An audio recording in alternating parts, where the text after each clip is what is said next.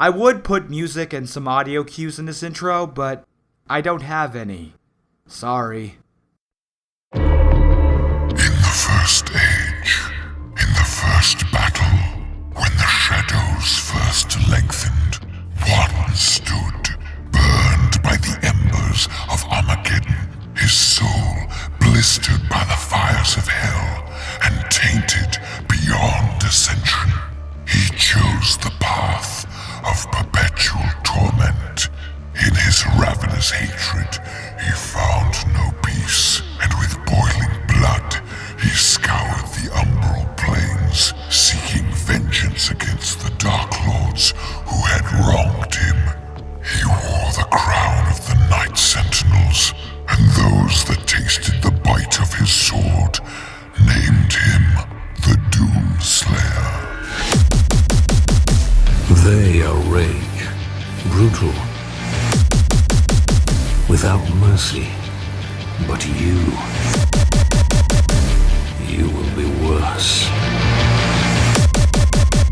Rip and tear until it is done.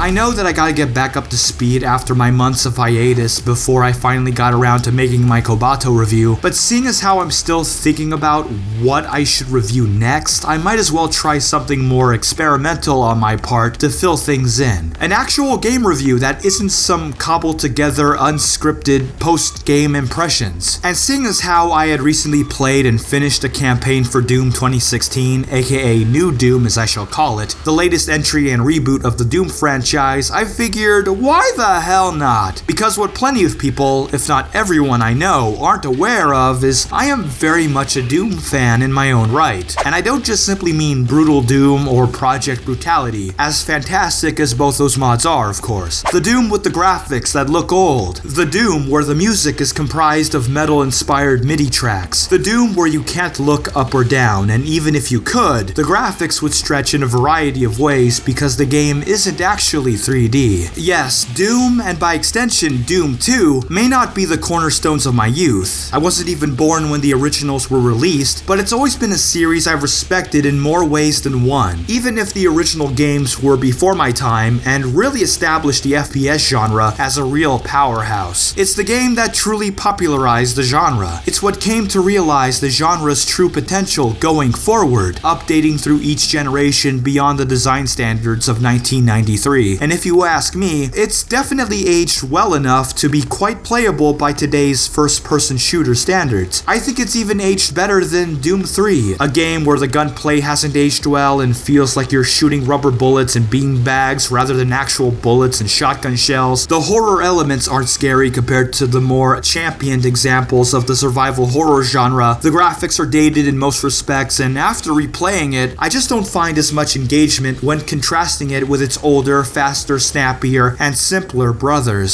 So that leaves a lingering question. Where does this leave New Doom, the latest game from id Software after the release of the critically and commercially disappointing Rage?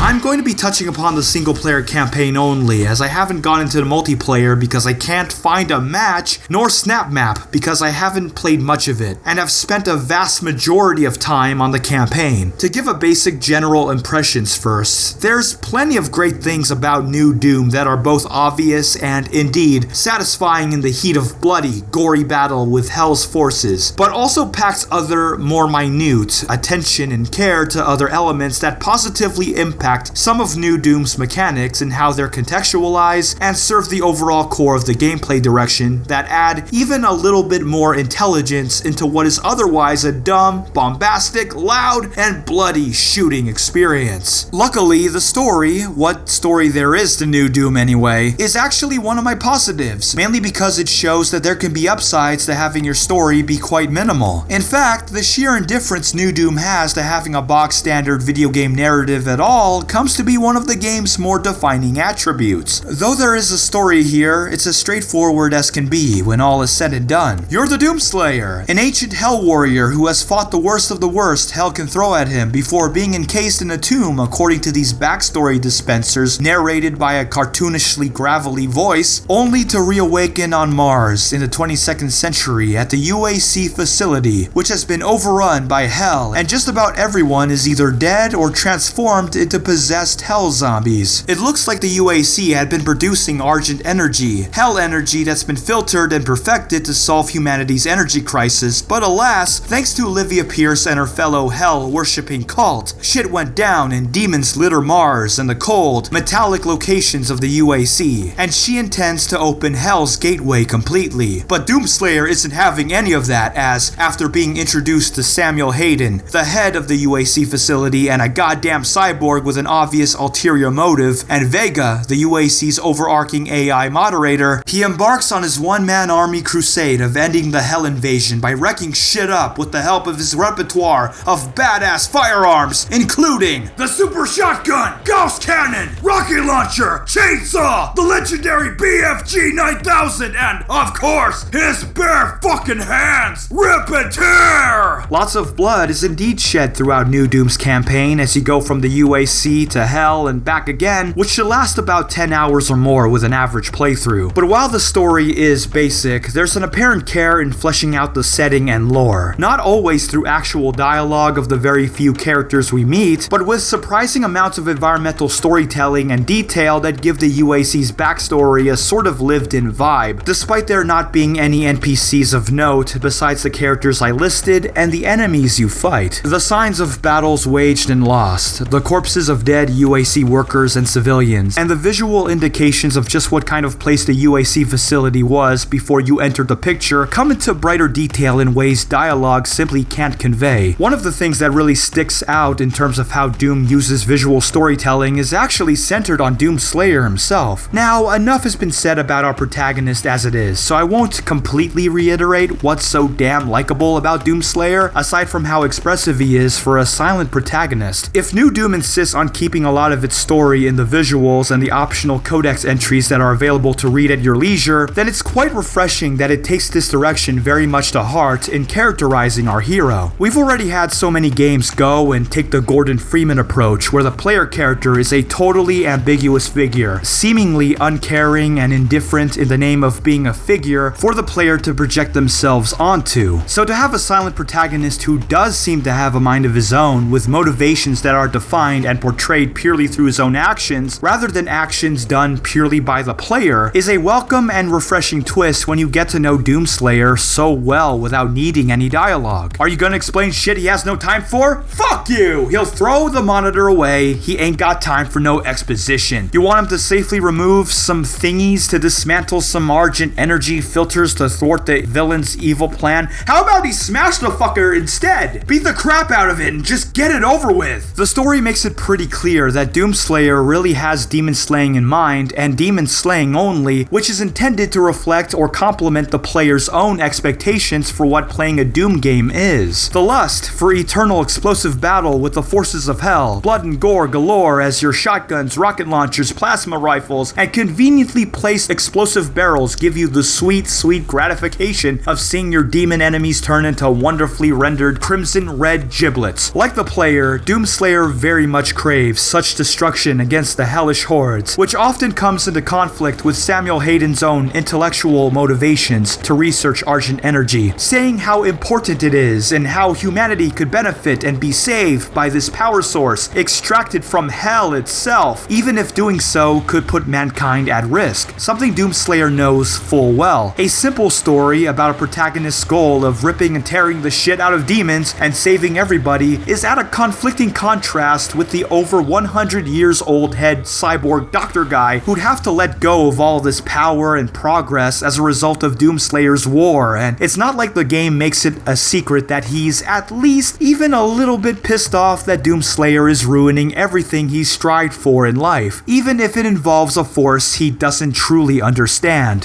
We spent decades perfecting the science, selling it to humanity. We balance their hell energy with our science, making it usable and safe. We solved an energy crisis the world had no answer for. It works. You cannot do this. Not only that, but New Doom's tone manages to work in a kind of subtle dark humor, in a way that doesn't necessarily tell jokes, but emphasizes what may sound ridiculous to us, may be perfectly logical to those involved in the backstory to this game. Welcome to the UAC. Now 221 accident-free days.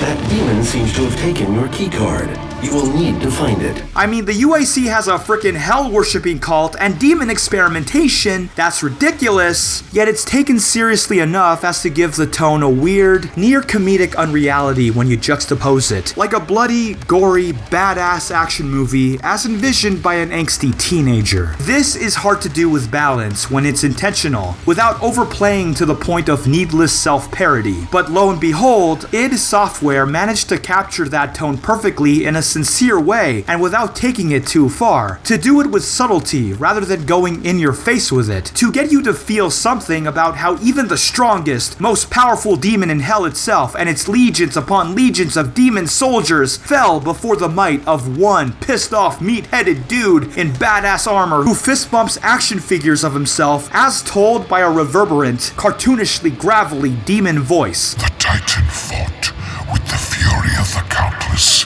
that had fallen at the Doomslayer's hand. But there fell the Titan, and in his defeat, the Shadow Horde were routed. And whenever the holographic UAC spokesperson would say anything as you move across the grim scenery of the now dead UAC facility, the juxtaposition gave me some really good belly laughs. It's good stuff. Attention to all Lazarus personnel. There will be an open forum to resolve any questions or concerns on the initiative to weaponize the demons. Report to the chapel at 1400 hours. Please save your word before attending. But don't take this as New Doom's story as being deep or something. The story is still a simple one, and the real suite of story content can be read via optional codex entries for those who want to bother with them, and honestly, some of this stuff are fairly interesting reads. It's additional world-building content that's there if you want it, and I'm down with that. After all, the game's real priorities lie outside of anything related to Argent Energy or the Hell Cult or the fact that there's a cyborg dude or what have you, and that's the sheer intensity and finesse of its gameplay, an aspect I came to be surprised by in a few ways I did not expect. With open-endedness, scale, and a great level of detail, in the vein of the originals, New Doom's levels aren't these deliberately linear corridors that restrict movement, but are friendly to exploration in between all of the killings, such as upgrades in the form of Argent Energy cells that can increase one of Doomslayer's attributes, such as health, armor, and ammo capacity. Not only that, but you can also find secrets and achieve level challenges that reward you with weapon upgrade points. Points you use to upgrade each of your weapon's alternate capabilities, elite guards, dead soldiers you may randomly find in nearly each level that give you Praetor tokens, which you can use to upgrade Doomslayer's abilities, rune challenges that give you one of different runes, the perk system of New Doom that better enhance abilities, if not add new abilities like this bullet time mode where things temporarily go into slow motion when you're on the verge of death, as well as collectibles such as the aforementioned Doom Guy figures, weapon drones that give you the alternate fire modes for your weapons, and data logs that supply codex information for those who want to read that stuff. There are also occasional Easter eggs and these secret Doom rooms that unlock original Doom levels for you to play in. You can easily spend upwards of 30 minutes to an hour searching every nook and cranny of these spaces, checking your map in search of each collectible or secret. But of course, though the exploration and light RPG mechanics are cool and all, there are the moments where New Doom will have you enter the combat arenas, and this is where the core gameplay truly shines. I expected a satisfying shoot fest, and sure enough, New Doom gives it to you with aplomb, featuring enemy types Doom fans have come to know and love, ranging from Doom 1 all the way to Doom 3, believe it or not, along with a typical low-level zombie horde, either with weapons or without. The return of classic demon types ranging ranging from imps, pinkies, specters, cacodemons, all the way up to the dreaded Cyberdemon and Spider Mastermind, are sure to make OG Doom fans happy, with id finding a way to cram in the Hell Knight from Doom 3 along with the package. But the game also has new demon variants such as the Hellraiser, which has an energy beam for an arm, the Cyber Mancubus, an upgraded cyber variant of the Mancubus, the Summoner, which is more or less an updated version of the Archvile, and the Hell Knights, boss demons that you fight later in the game. Each enemy type obviously have their own health, damage output, and attack patterns and weaknesses. But what makes the combat arenas in New Doom fun is the sheer amount of strategies that come from mixing up all of these different combinations of demons in one room. The Possessed and Imps may be straightforward run and gun fodder, but what if there's a Pinky in the mix? An enemy that can soak up bullets in the front but are weak to the tail. What if there's also a flying cacodemon mixed in with the Possessed, Imps, and Pinkies? But wait, now there are Hell Knights and Mancubi added into the mix as well. So now you have health dispensers, gun fodder, an armored enemy, a flying enemy from above, a rush enemy, and a tank enemy in the same arena. And a lot of the fun, the key to New Doom's success in making its combat so compelling, comes from adapting to each enemy type, their attack patterns, and overcoming each of them on the fly in each battle, gradually getting better and better at combat as you learn, run, and gun them down based on what you've learned, entering a pace and rhythm where you'll naturally go on a shooting spree of movement and bullets. A sort of dance where you avoid projectiles, close encounters, rush downs, and it feels great when you enter a flow and manage every enemy on the screen with success. And if New Doom had an Arkham-style score multiplier for each kill, it fit like a glove. And with its emphasis on agility, platforming, and verticality as you traverse the map, it provides a number of different vantage points, escape options, and flanking positions to use in combat. Double jumping, climbing platforms, leaping from one part of the arena to another while being hailed with projectiles, strafing left and right to avoid attacks, movement both on the ground and in the air are keys to success in New Doom. Taking on the flying enemy along with the enemies that are flinging rockets and energy attacks, charging at you with brute speed and strength, or teleporting across the arena to flank you and kill every one of those demon scum to glorious giblets, with your effectiveness and variety at combat being measured by a combat rating, which in turn reward you with weapon upgrade points. And the longer the game goes on, the higher the standards for increasing your combat rating becomes as tougher enemies become more prevalent. Power-ups are also added into the mix that temporarily enhance your bloody demon genocide happening on screen, which range from the haste power-up, which makes you move faster and shoot faster, quad damage, which makes your weapons do quadruple the damage output, invulnerability, which makes you immune to damage, and of course, the almighty Berserk, a power-up that makes it so that you can go up to an enemy, punch them down in one hit, or outright rip and tear!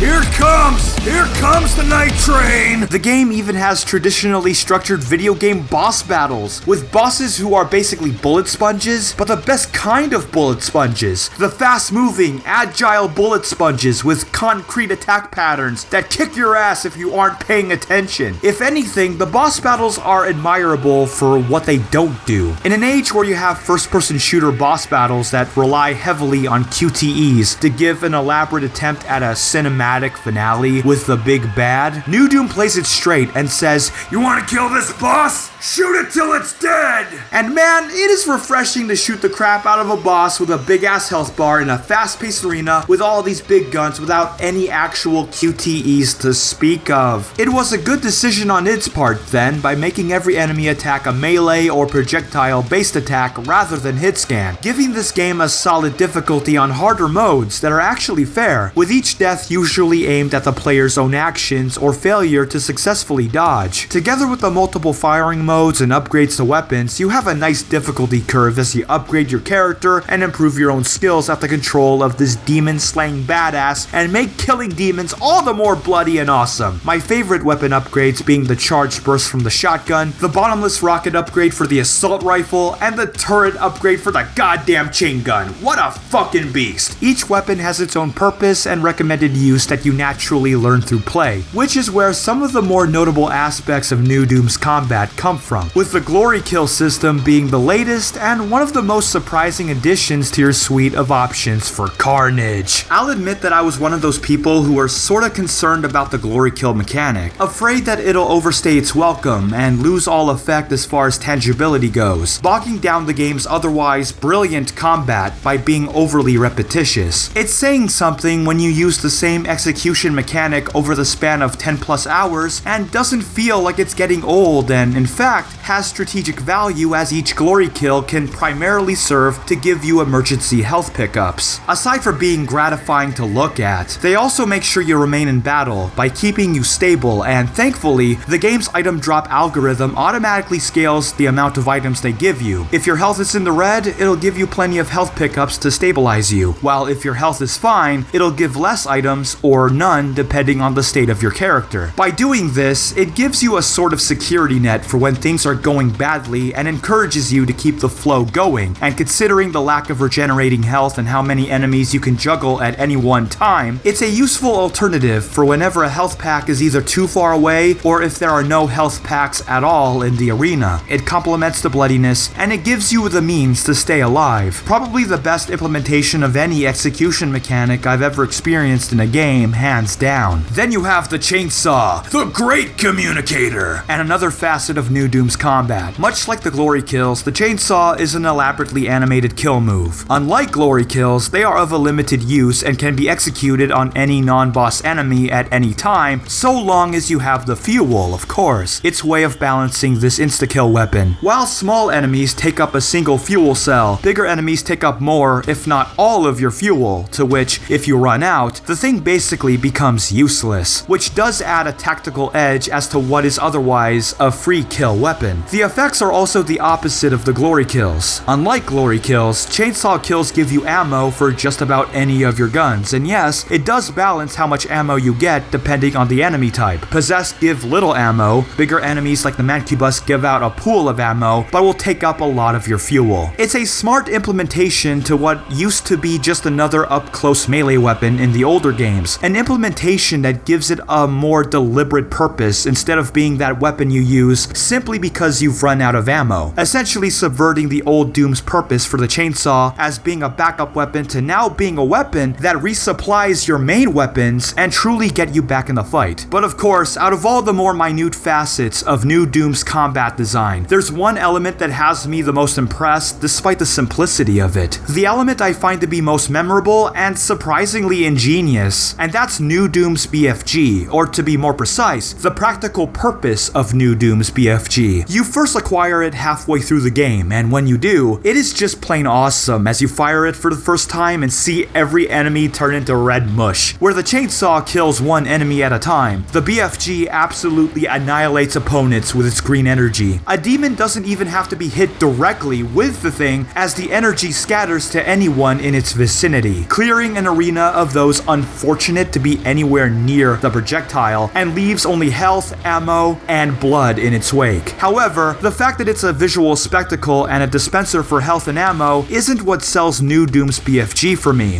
What sells it is where it fits within its combat design. You know those Japanese bullet hell shooters where you're in a ship and there's a shitload of enemies and projectiles all over the screen that you're supposed to dodge, but then you have these screen clearing bombs that destroy everyone that you're meant to tactically use when things get too overwhelming? That is the implementation of the BFG in a nutshell, and I find this direction to not only be quite suitable for the weapon itself, but on the player's end, it also makes you think about when and where to use it. Unlike the chainsaw, where you can upgrade the limit of fuel you can hold, the BFG is only limited to 3 uses, and 3 uses only before you must look around for even harder to find energy cells to replenish it. Even chainsaw kills don't give you any BFG energy. Of course, when you do have the ammo for it and use it, it's good to watch the results, but you might not want to abuse it too much, as I came to find out. As you can see, in my first playthrough, I 5-starred every single level except for the Advanced Research Complex level, the same level you acquire the BFG. As it turns out, though the BFG can kill an arena of enemies, I didn't get a full 5 stars because I didn't mix up my variety enough after getting it, and New Doom rewards you for mixing up your blend of combat actions and for not abusing the easy way out. Those simple example, it fundamentally changes how one views the BFG as a video game weapon. No longer is it merely a powerful, assured win weapon to use whenever possible, but rather is more directed to be a defensive option in New Doom's design. With its very limited ammo and the combat rating's emphasis on variety along with the amount of kills you get in a level, the BFG is for when things get too escalated and heated and you need to get out of a tight jam, something to give you a chance at surviving daunting encounters when things go south. Is your health low? Are you running out of ammo? Are there demons left to kill? Are hopes on the ropes and you're facing overwhelming odds? Pull out the BFG, point, fire, and watch as any enemy bursts into blood, viscera, health pickups, and ammo pickups to turn the tides for even a moment and get a breath of fresh air. When I realized that this was supposed to be the BFG's purpose, I started to rarely use it unless I absolutely needed to, in order to maintain survivability and combat flow. It is also a very useful weapon against bosses, as one might predict, stunning big foes for a brief window of time. But because of its limited ammo, when you do choose to use it, you better make it count. Because of its limitations, I found myself learning to use it in a strategic way rather than a way that empowers me with devastating green plasma energy, which, if you ask me, is a well thought out direction shift for the BFG. And it's all crafted and brought to life by id Tech 6's technology with a beautiful lighting system, particle system, aesthetic design, and mega texturing that paints everything with stunning cosmetic minutia and sells the settings in such a believable way with some high-tier animation work to boot. The enemy models and weapons are some of the best I've seen, and considering that the technology aims for a solid frame rate performance on both consoles and PC, it even runs well on my GTX 960 at medium to high settings. The game even sounds great, with powerful gun sounds, great environmental sound design, and the roars and screams of every demon you shoot and slaughter in droves fill the air, painting an auditory canvas with gun-happy loudness, explosive and chunky blobs of red demon meat spilling all over the place, with the occasional dips into horror as you explore the lonely corridors of the UAC when out of combat, or the stone, fire, and bone-littered depths of hell itself, showcasing its Doom 3 influence in these respects. But no matter the tone at any given moment, whether representing intensity or atmospherics, there is one constant to its sound design, and it's Mick Gordon's fantastic musical score. Now sure, his industrial and electric stylings with New Doom soundtrack won't please the most diehard of fans who prefer the 1980s to early 1990s metal-inspired tunes, to which I do agree with and would prefer to an extent, but when you're in the heat of battle and the demons are firing and charging at you, wanting to rip and tear you to bits as Mick Gordon's music plays in seeming perpetuity, it matters not if it isn't all metal, so long as you can rip and tear some huge guts as you do so. And oh yeah, I did rip and tear some goddamn guts, that's for sure. Whether you're running and gunning to the rapid fire of the industrial riffages of BFG Division, the quick drums and in-tune guitar work of the aptly titled Rip and Tear, or my personal favorite track, the dynamic and ever so awesome Flesh and Metal, which I don't just actively listen to on its own. It also manages to fit the carnage on screen like a glove with its mixture of metal, industrial, and grim electric, and in an act of a clever nod, Mick Gordon even manages to fit an homage to Doom 3's theme in there as well.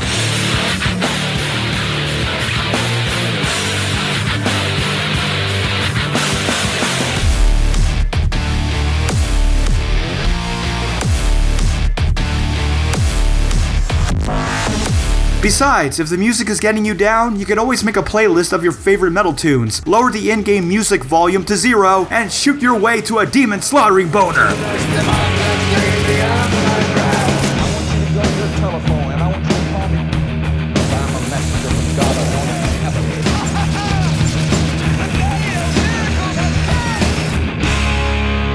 But really, what New Doom has set out to accomplish is to reinvigorate the franchise in a way that taps into just about every generational consciousness of its entire existence, basically taking into account what each generation thinks of when they think of Doom. One generation may think of the original 2 games, with their labyrinthine corridors, keycard collecting, the simplistic pseudo 3D graphics with the alien-inspired sci-fi aesthetic, the MIDI metal soundtrack, and the simple auto-aim gunplay where you don't even look up or down. Another generation version might think of Doom 3 and its emphasis on darkness, eerie audio design, the more modern and glossier sci-fi aesthetic, and tighter, more restrictive level design to complement the tone of Isolation. And then you'll have another generation that won't really think of either, but will instead think of stuff like Brutal Doom or Project Brutality, Doom mods that take the original's gameplay elements and balloons them to ridiculous degrees by making every kill a bloody red spectacle featuring executions, taunts, alternate fire modes, kicking, and a bigger emphasis on energetic, fast-paced Twitch gameplay. So that leaves a question then. Where does this leave New Doom exactly? It certainly isn't trying to be a direct remake of the original Dooms, otherwise everything would be the same but with better graphics. It certainly isn't trying to be a remake of Doom 3 because it's well lit, the gameplay is fast and tight, and though the audio design can be creepy in instances, it's not enough to make it even remotely a horror game, and though it's easy to make comparisons, it isn't trying to be an official version of Brutal Doom or Project Brutality either, as the game is more restrained than both. The essence of New Doom doesn't simply come from what was originally there, but also what's come afterwards. It isn't Doom the half remake or Doom 4 or Brutal Doom the official version edition. New Doom is instead Doom, the tribute. New Doom is a tribute to all things known and identified to be Doom, not from one generation but multiple generations at once. Whether it be the keycard collecting, run and gun corridors and mazes design of the original Dooms, the horror elements of Doom 3, and the over-the-top energy and bloody spectacle of Brutal Doom or Project Brutality, it isn't trying to directly copy one generational iteration of Doom, but to instead grab each of these generational mindsets of what Doom is and combines them, centralizes them into one whole, both in and outside of its game design. By paying tribute to everything Doom that has existed back then and since, and adapting the broader culture that has changed over the years, it actually manages to be its own thing entirely. Not a game with an identity crisis, but a game that obviously loves what the franchise was and is today. New Doom's purpose isn't simply to reboot the franchise and introduce new people to Doom. It's also meant to unite the different generations of Doom fans and appeal to each of their definitions of what Doom is to each of them with one game, and if the user reviews are anything to go by, it mostly succeeds with its single-player campaign. It's open enough, it's fast enough, it's bloody enough, it's loud enough, it's visually pretty enough, it's Doom enough. New Doom is precisely the game the series needed after 12 years of absence, and if you ask me, probably represents what a reboot should be. At some point in the campaign, you might find something that looks and feels like Doom in one way or another, along with what it adds to the formula. Overall, this review is about the single-player campaign, and while there are other things to touch upon, such as the rune challenges and the replay value that can come from going back and finding any of the secrets or weapon upgrades you've missed, along with the nightmare difficulties that make even a single hit from a low-level possessed a real damaging blow, and in the case of Ultra Nightmare, introduce permadeath. Since this is my first video game review, I feel like I've said the essentials and the thing is going on long enough. So far, I found writing this review to be more of a challenge than any of my anime reviews, going from evaluating a story-driven linear medium to one where there are all these variables and elements to consider that make up a non-linear whole. I had tried my hand at reviewing games before, but this is the furthest I've gotten, and whether or not I make more depends on if this review of New Doom's single-player campaign is up to snuff. For now, however, this is what I can muster, and I do have an interest in making more of these if well received. In the end, New Doom is a great single-player game with some smart game design and mechanics, some cutting-edge graphics with great optimization for performance, a damn good soundtrack, tight and satisfying gunplay, as well as not being entirely without story content thanks to the codex entries. I'll say it again, New Doom is how you do a reboot, being both the re-emergence and an honest-to-God tribute to the Doom series and its legacy. Gaming has went places since Doom 3, not all of them positive. DLC, microtransactions, and pre-order culture has become rampant. Annual sequels are the most popular method for profits, even if creativity and polish are left at the wayside for the sake of meeting deadlines. Online gaming is mainstream like never before, for better, or maybe for worse when you encounter a loudmouthed 10-year-old. Our graphics have gotten better! While the budgets have exploded to the point where simply selling 1 million copies just isn't good enough for most AAA games. Indie gaming is now a frontier for some of the most experimental and recognizable games around, even if their appeal can be quite limited in the eyes of most mainstream audiences. successes. Motion controls were introduced and have promptly died down, only for the prospect of VR gaming to gain renewed commercial interest. THQ went bankrupt, and Satoru Iwata died, and I could go on and on about all the things that have happened to gaming since 2004. The point is, to get a full-on, brand new Doom game in 2016 that's as tight, responsive, well-designed in mechanics and refined in their execution, and is as fun to play like new Doom, is nothing short of dedication on its part. Hell, before this game came out, Doom 4 was originally envisioned to be a Call of Duty clone until they canceled it and decided to reboot the franchise entirely. This game could have went so wrong, so the fact that I came out of the campaign as satisfied as I was speaks volumes about how much this game went right. New Doom,